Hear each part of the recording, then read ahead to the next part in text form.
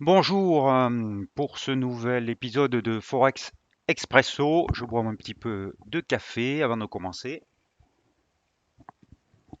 Un peu d'énergie et nous allons tout de suite commencer. Mais comme d'habitude, les avertissements légaux sur votre écran.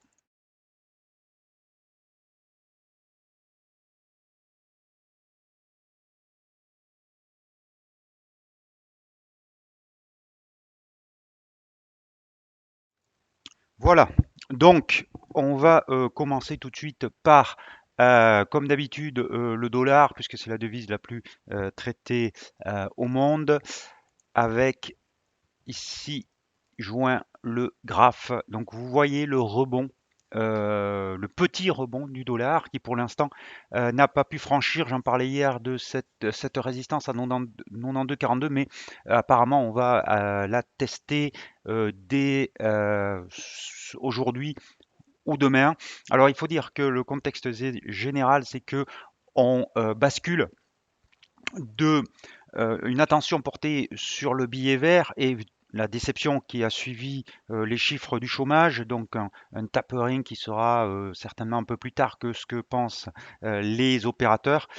L'attention maintenant se porte sur les autres devises, notamment le dollar australien.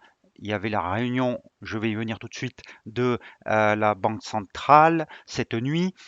Demain, ça sera autour du Canada et jeudi, ça sera autour de l'euro. Je ne vais pas trop en parler aujourd'hui. On va faire un focus bien sûr sur l'euro-dollar, mais j'aurai l'occasion de détailler un petit peu ce qu'on attend de la Banque centrale européenne, puisque la perception des choses a un petit peu changé chez les opérateurs depuis la dernière réunion, depuis le début de l'été. Alors, tout de suite, on va donc commencer par le dollar australien. Donc cette nuit, un petit peu comme attendu finalement, la Banque centrale australienne a confirmé le programme de rachat d'actifs, mais elle a un petit peu différé, en tout cas elle a prolongé le calendrier. Et ça, c'est une nouveauté, donc qui va plutôt dans un sens accommodant de la politique australienne. Alors c'est pas très surprenant parce qu'en Australie, il y a encore des confinements et il y a encore des restrictions mises en place, donc on voyait mal euh, comment la Banque centrale australienne pouvait annoncer un durcissement de sa politique monétaire dans ces conditions. Je crois que ça sera aussi un petit peu le cas pour la Banque centrale européenne jeudi. Je suis très surpris de voir des attentes d'évocation d'un tapering. On aura l'occasion, comme je vous l'ai dit, d'en reparler, mais personnellement, ça me surprend un petit peu.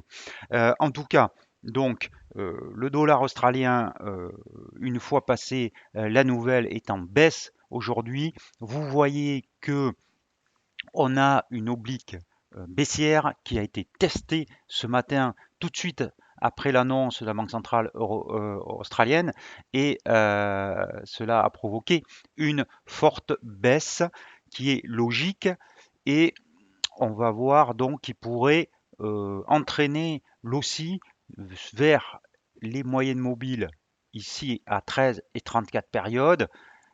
Si on descend sur l'horizon de temps inférieur, ces moyennes mobiles quotidiennes qui se passent actuellement sur 0,7360 correspondent à peu près à la moyenne mobile à 200 périodes sur l'horizon de temps 1 heure. Donc, si on devait viser quelque chose pour la baisse, ça serait cette zone-là. Je pense que on va aller vers cette zone-là. Alors ensuite, deux solutions, soit on rebondit, soit on continue à baisser. Euh, Difficile de dire quelle va être la réaction. On voit quand même que on est déjà en position de survente, donc on pourrait peut-être avoir un petit rebond avant d'aller tester cette zone. Faut-il vendre? Pour être très clair, puisque ce qui nous intéresse, ben, malheureusement, si vous ne l'avez pas fait ce matin, si vous ne l'avez pas fait sur la cassure de ce support ici en 1 heure, hein, qui était très clair, puisqu'on l'avait testé euh, une fois, décidément j'ai du mal avec les petites flèches, une fois deux fois. Puis ici, hop, tentative de rebond, un doji sur la droite de donc le support qui devient résistance, donc droite de polarité, puis la baisse. Donc si vous l'avez pas fait, il est trop tard. Pourquoi il est trop tard? Parce que vous avez un risque-reward qui est défavorable et donc ce deal ne peut pas être pris actuellement. Soit on a un petit rebond qui vous permet de rentrer avec un meilleur ratio risque-rentabilité, soit vous attendez la cassure de ce niveau-là. Voilà pour l'OSI, donc baissier sous cette oblique descendante, en tout cas en quotidien, et donc privilégier ces prises de position, des prises de position vendeuses sous ce niveau. Le dollar australien contre yen japonais, c'est un peu la baisse est un petit peu moins flagrante. On va repartir.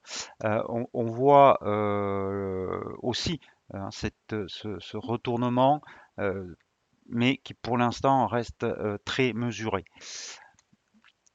L'euro AUD, alors là plus intéressant parce que j'en ai parlé ces dernières séances, lors de ces dernières séances, qu'il y avait un support sur 1,59 et ce support a engendré un très beau rebond. Aujourd'hui, il n'a absolument pas été cassé, même pas d'un tick. Donc il y a bien des acheteurs sur ce niveau. Maintenant, nous arrivons sur les moyennes mobiles à 34 et 13 périodes qui se joignent. Donc là aussi, le rebond, il a quand même bien commencé. Il va falloir attendre. On est dans la même configuration que l'OUSI. Hein, vous voyez la moyenne mobile de 100 périodes qui peut servir d'objectif à très court terme si vous avez pris position, par exemple, sur un 59.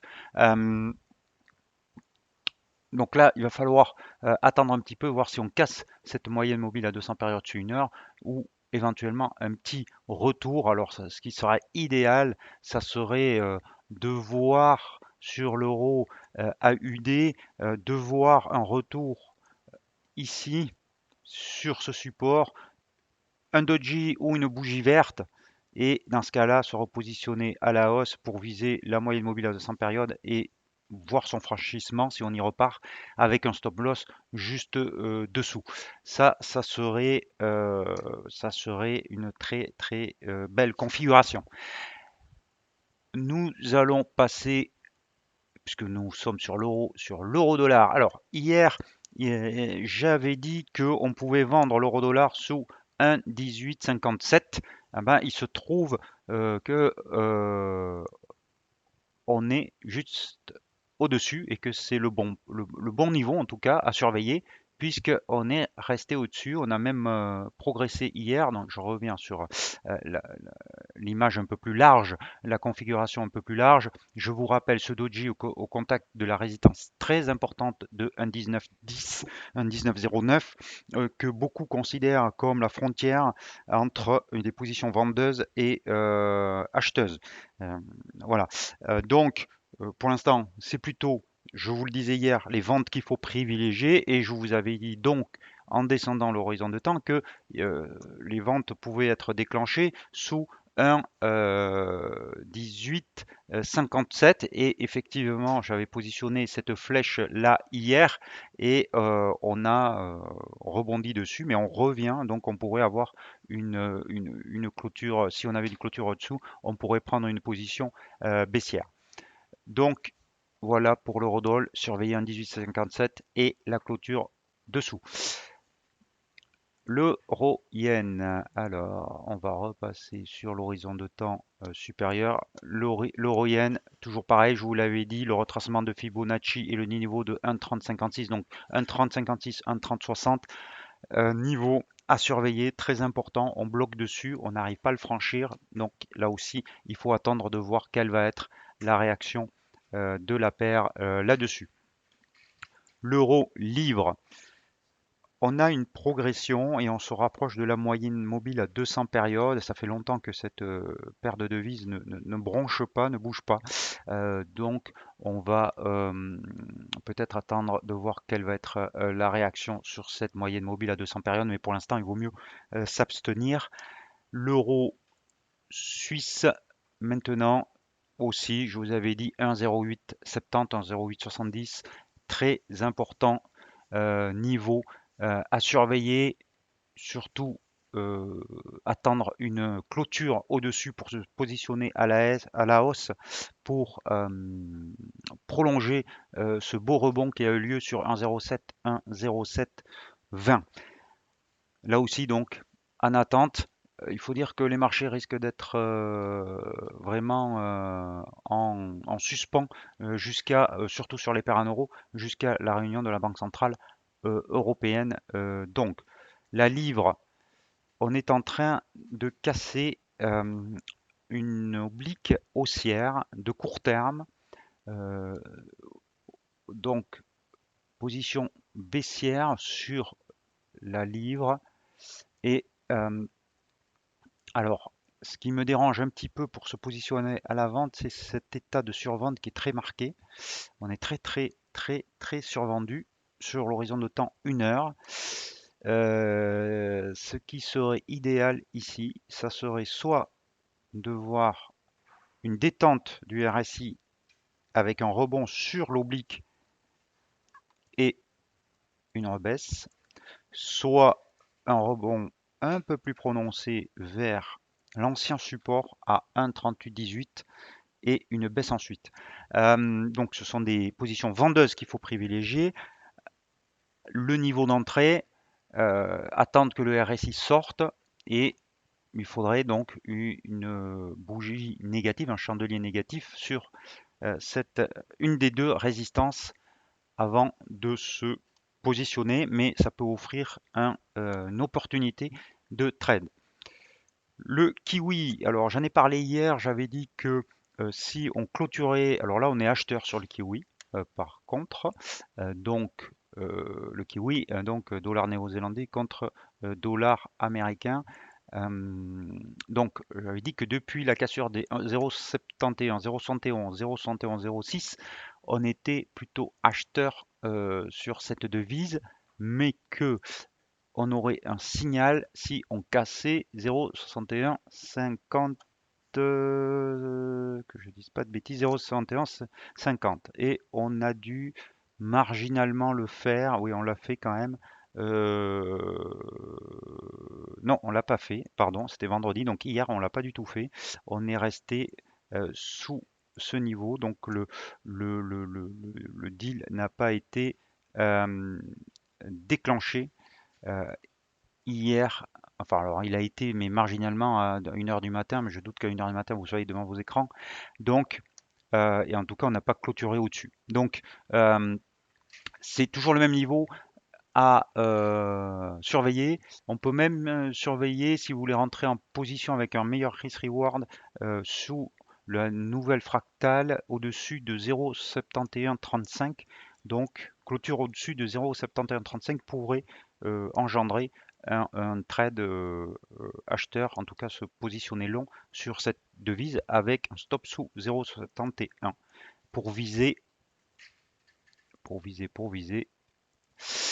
0,73. Ça offrirait un très très beau risk reward. Donc 0,7135 à surveiller sur le kiwi en clôture, toujours, j'insiste. Et on va finir par les trois autres paires de devises. On a le dollar suisse pour voir qu'il ne se passe toujours rien sur cette paire de devises. Le dollar yen où il ne se passe rien non plus. On est en plein milieu d'un range. Et le dollar Canada, le dollar canadien, le loonie, où il vaut mieux s'abstenir puisque, encore une fois, il y a une réunion de la Banque centrale demain en début d'après-midi et se positionner avant, ça paraît euh, compliqué. Voilà ce que je pouvais vous dire donc sur les devises. Donc surveillez toujours le kiwi avec peut-être un point d'entrée un peu plus bas si c'était confirmé. Un point de vente peut-être sur l'AUD, l'OSI si on avait un rebond euh, comme je vous l'ai indiqué, et puis aussi sur l'eurodoll. Donc, on s'approche des points de positionnement pour un trade short. Je vous remercie pour votre attention. Bon après-midi, bon trade et n'oubliez pas vos stop loss.